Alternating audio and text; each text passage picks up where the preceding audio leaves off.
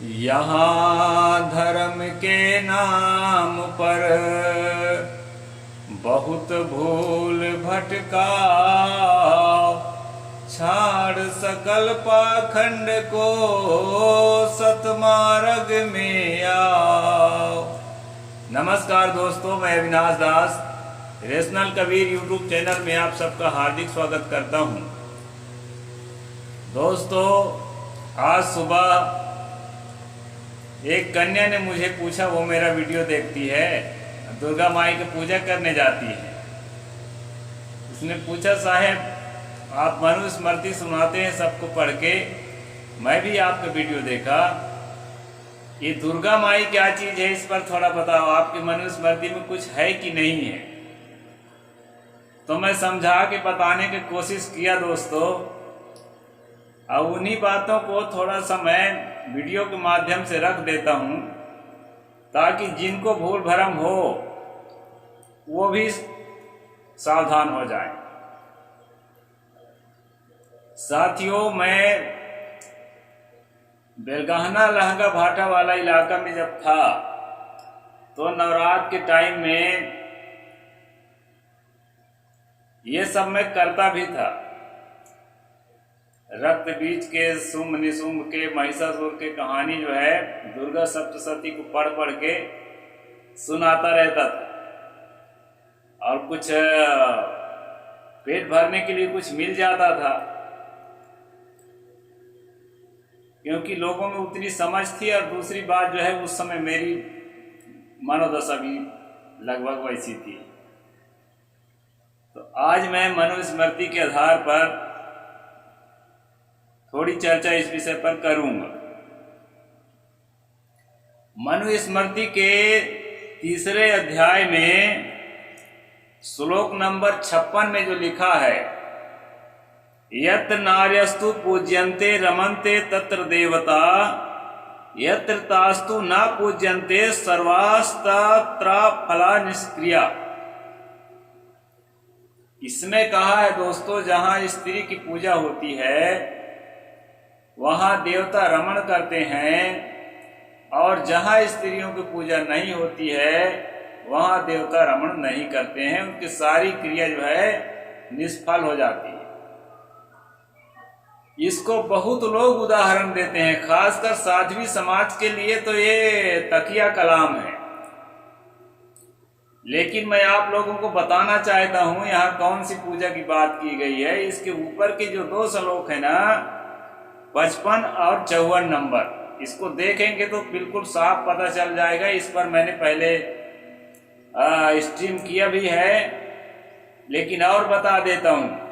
इसमें जो है हम लोग जो सगाई कराने जाते हैं ना, सगाई के टाइम में क्या होता है कि वर पक्ष से कुछ आभूषण और कुछ वस्त्र इत्यादि कन्या के लिए लाया जाता है। उसको जो है पानी उनी छिड़क के और जो है शुद्धिकरण करके मंत्र उंतर पढ़ के और उसको दिया जाता है कन्या को पहनने के लिए।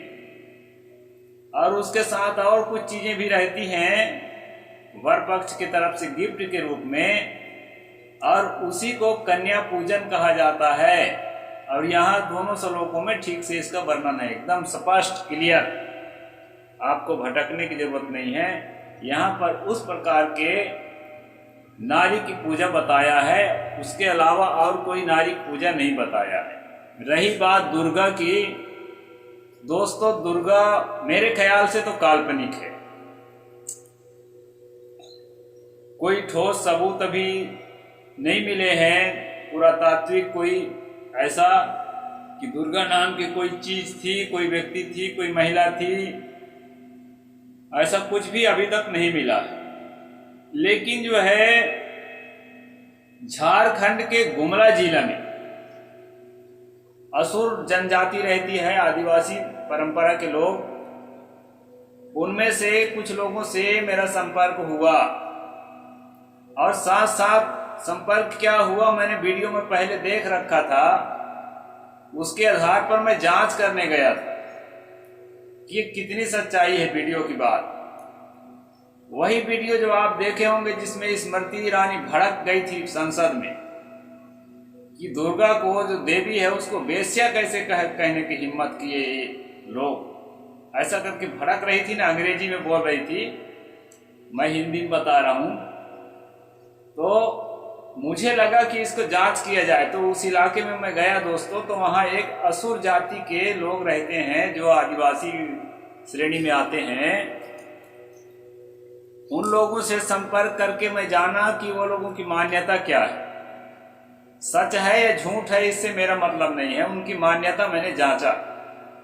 उनका कहना है कि हम लोग महिषासुर का शहादत दिवस इसलिए मनाते हैं कि महिषासुर हमारे पूर्वज थे और जो है इतने बलशाली थे कि उसको जो है इंद्र ब्रह्मा विष्णु जितने थे सब हार गए और उसके राज पर आक्रमण किए, लेकिन जो है कब्जा नहीं कर सके। ये सारे आक्रमणकारी लोग थे, देवता होता नहीं थे उनके हिसाब से। तो दोस्तों फिर होता क्या है, इन लोगों ने सुपारी दे करके एक महिला को जो कोठा चलाती थी, चकला खाना वेश्यालय, उसको इन्होंने 1000 स्वर्ण मुद्रा में ठेका करके और 100 स्वर्ण मुद्रा सुपारी एडवांस देके और नियुक्त किया। क्योंकि महिषासुर जो है जवान था, तो स्वाभाविक है जवान लोगों को सुंदर युवती की तरफ आकर्षण होता है। तो कहा जाता है कि वहां बताया गया कि शादी का नाटक किया उसके साथ और शादी करके उसी के साथ रहने लगी और जो है वो हत्या के लिए प्रयास करती रही। 8-9 दिन के बाद जो है उसको सफलता मिली, क्योंकि वो हत्या करने उठती थी तो सुबुगाहट से महिषासुर जाग जाता था। तो एक दिन अवसर में उसको मिल ही गया और जो है सोते में उसने हत्या कर दिया। इसीलिए इस त्योहार को लोग जो है नव दिवस नहीं कहते, नवरात कहते हैं, क्योंकि रात का ही सारा कारोबार था। इस तरह से कहानी दोस्तों झारखंड के गुमला जिले में चलती है और कुछ हिस्सा पश्चिम बंगाल में भी असुर जाति के आदिवासी रहते हैं, जो उनके यहाँ ये कहानी चलती है। अब ये कहानी भी हो सकता है उनके दिमाग में कोई डाल दिया हो और उससे कहानी चल पड़ी हो, और हो सकता है साक्ष्य तो कुछ भी नहीं है लिखित में। और दूसरी कहानी है जो है ये जो है देवी है और पूरे संसार के जो है कल्याणकारी है। ये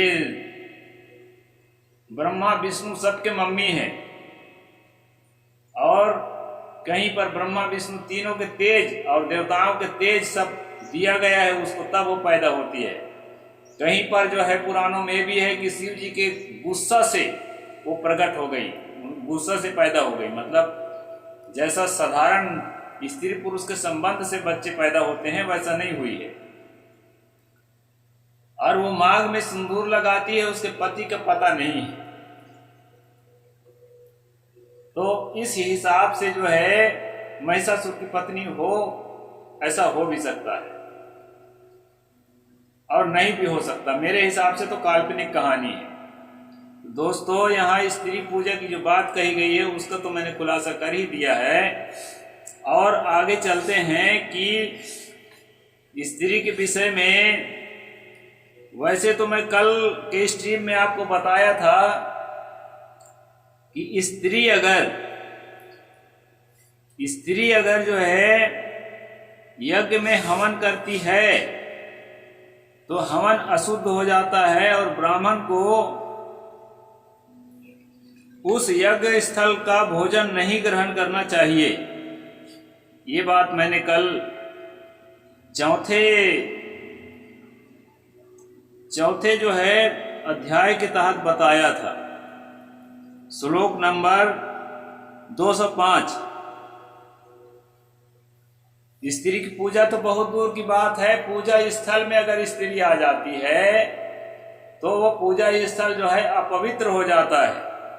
नात्रो स्त्रियतते यज्ञे ग्राम्याजी कृते तथा स्त्रिया क्लिबेंचा हुते भुंजित ब्राह्मणा क्वचित। ये श्लोक में कल आपको बताया था। तो वो जगह जो है ब्राह्मण के लिए भोजन करने योग्य नहीं रह जाता स्त्री के प्रवेश करने मात्र से। इसलिए जो है स्त्रियां अमंगलकारी होती हैं और जो है सज्जनों को स्त्रियों से अमंगल होता है और देवताओं को अमंगल होता है। यहाँ श्लोक नंबर 206। और जो है दोस्तों रजस्वला स्त्री के लिए तो बहुत ही भयंकर बोला है।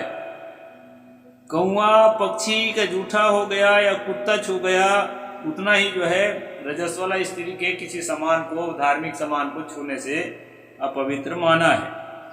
तो यदि मनु के हिसाब से आप कहेंगे तो स्त्री का पूजा किसी भी तरह से उचित नहीं है मनु के हिसाब से।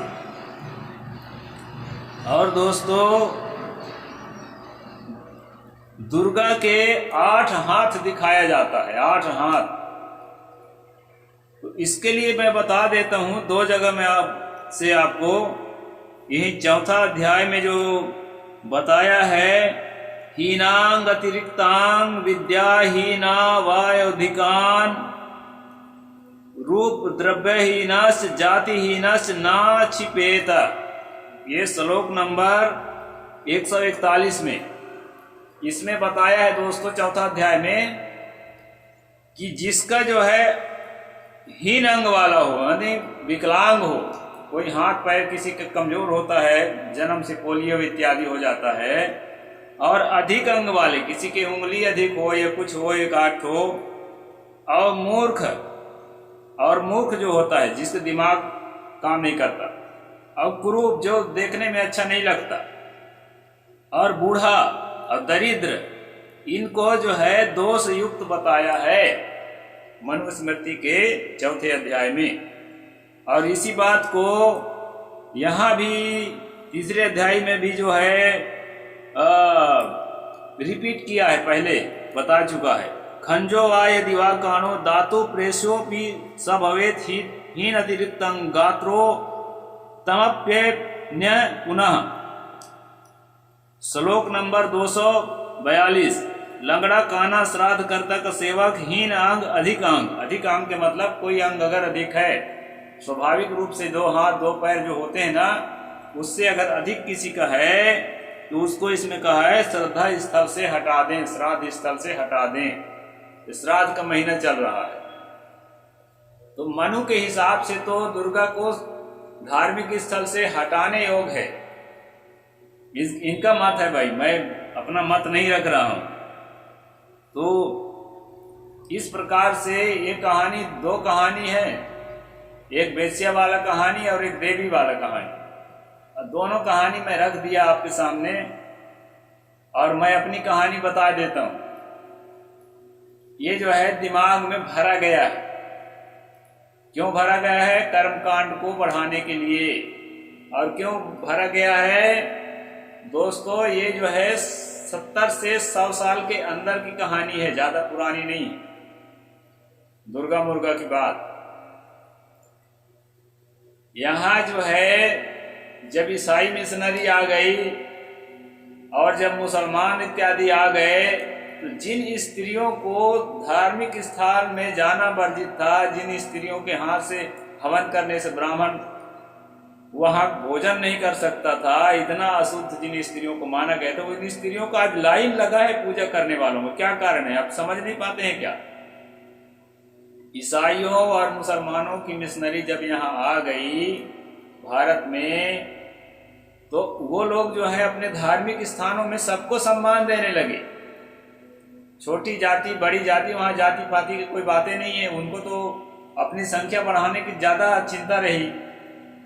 तो शूद्रों को सबको जो देने लगे, तो लोग जो है कन्वर्ट होने लगे जल्दी जल्दी। इस कन्वर्जन से घबराकर, अरे सब लोग जब वहां दान करेंगे ईसाई हो जाएंगे, मुसलमान हो जाएंगे, सब लोग वहां दान करेंगे तो हमारी थैली कैसे भरेगी। तो पुरोहित वर्ग ने सोचा कि नहीं भाई, स्त्रियों को भी पूजा करने का अवसर दिया जाए और शूद्रों को भी जो है पूजा स्थल में आने का अवसर दिया जाए, भंडारा में बैठ के खाने का अवसर दिया जाए, ताकि इसी बहाने जो है इनकी संख्या हमारे साथ जुड़ी रहे और हम जो है मोटी मोटी माल इकट्ठा करते रहें। इस ख्याल से दोस्तों ने, ये षड्यंत्रकारी लोगों ने, जिसको ये लोग धर्म कहते हैं, शोषण तंत्र को, इन लोगों ने ये जाल रचा है दुर्गा गणेश इत्यादि का। कहीं दुर्गा गणेश कुछ होता नहीं है, ये सब काल्पनिक है। आज तक कोई पुरातत्व विभाग में कोई आर्कियोलॉजिकल सर्वे के तहत इनका कोई जो है साक्ष्य नहीं मिला है, आज तक कहीं नहीं मिला है। तो ये सब जो है फर्जी चीजें हैं